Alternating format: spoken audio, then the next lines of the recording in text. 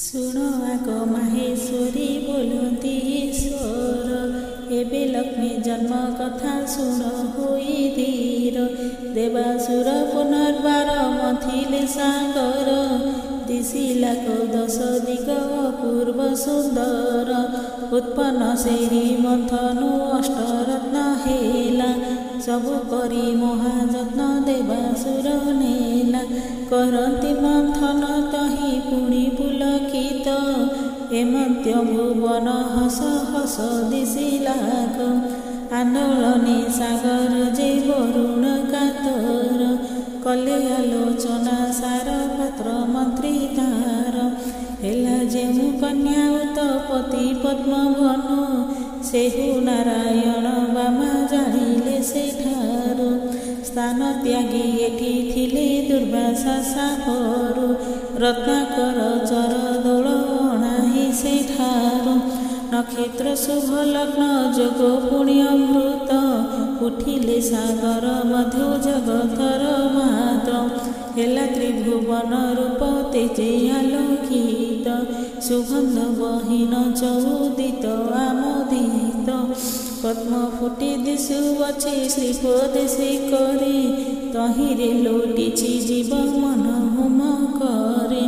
तांक समसरी तिनि भुवने नथिब बदन दिशइखिबा कोठी चंद्र होब कपोल गज पराए ललाट दिशई जिनितिले कुसुमकु नासा फुट होई रक्त पद्म दत्त पंते जिनि कलिकाकु जबा धरे सुंदर पुष्पे जिणिबाकु नील मेघ प्राय दिशे सुलभ चिकुर हेम पराए झल से अति जे सुंदर दिशुअछि हस्तांकुली स्वर्ण बड़ी परी दिशे सुरु कट तंबरु अट्टा जे परी करिले प्रणति पाद पद्मे भक्ति भरे देल तांकु दूते आनी रत्न आसन रे शुभ्रदंती वन कांति शुक्ल वरण गले हार मुकुतार रचारु चंद्रनन किणी किणी हुई बाजे पादर नुपुर दिशिला धरणी दखे धरी मनोहर निंदी कांति सुध होम रूप अपरूप माता जीवंक शेष मंगल स्वरूप विष्णु बलि माला देले सल जप नेले महालक्ष्मी मन तसे चौदिक चाहिले माता जीवन अशेष ब्रह्मांड कारण देवी ब्रह्मादि ध्याते जहाँक चरण कन्या रूपे जुगे जुग जन्म लभीण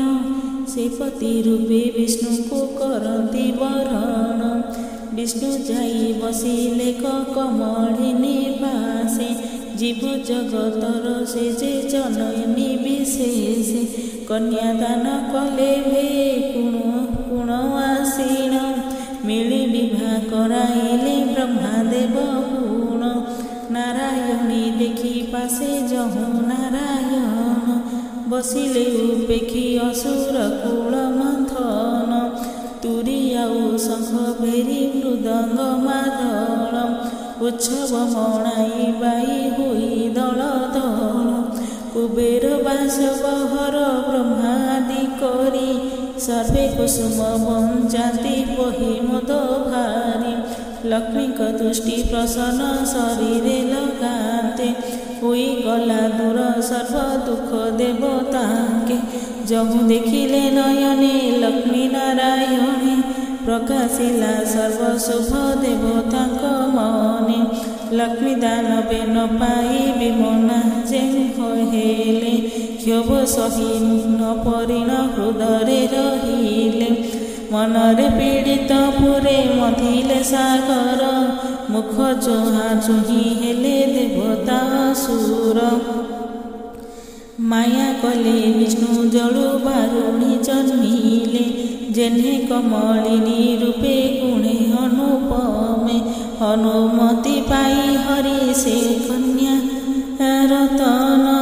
असुर जे महानंदे कले विग्रहण सागर मथिले पुणी मिली देवासुर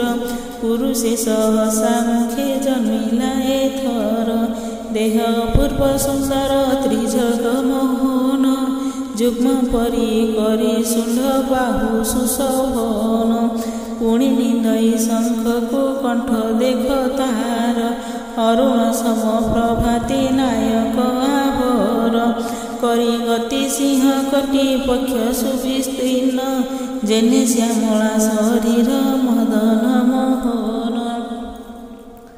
सोहे अलका मस्तके अनुपमति नाही उपमा देवाकु ताहार समति कुसुम माळ लंबई सुंगल कुसुम दुकुल पीत सुंदर शुभई जतन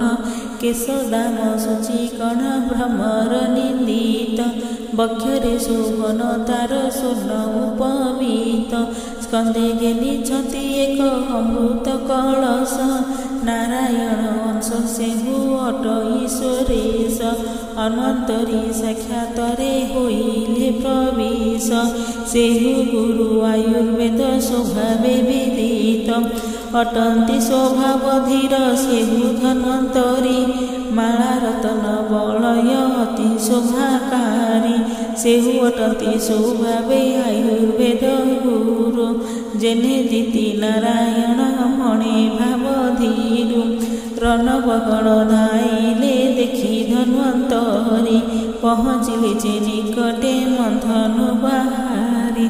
अमृतर करे थिला कुंड अमृतर दैत्य कले बड़ दंभ छड़ाई तांकर गर्भे देवता मानकु पादे दली देले लुटिबाकु मिली मिसी आगवर हेले ताकु वाड़ी दृढ़ करी धोइले असुर देवे अमृत कुंभकु नेले जे ताहार